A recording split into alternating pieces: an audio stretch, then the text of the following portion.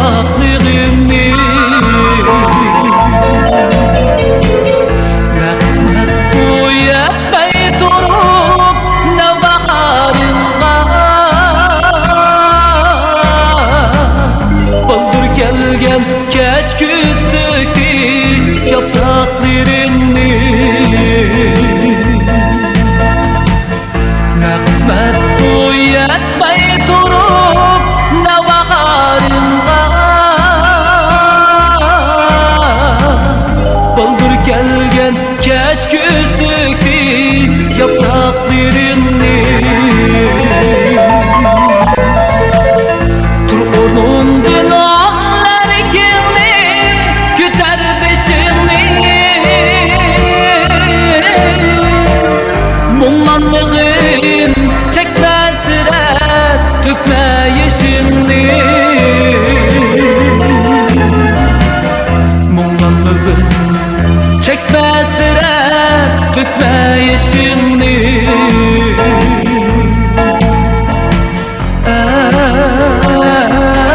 Ey cihan o mahzunlu.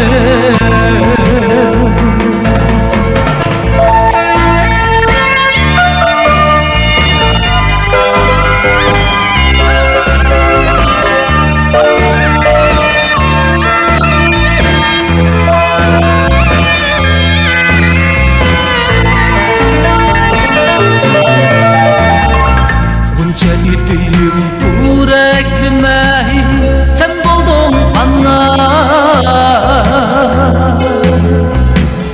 Katmezdik kuştek tetke buldum mutlular.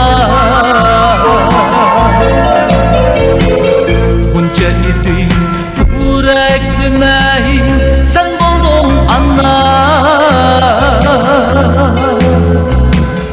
Katmezdik kuştek tetke buldum mutlular. Ah dedim ben tutup kettim mezgilsiz ecel. Bilelmedim sadikimge ben süttu günah.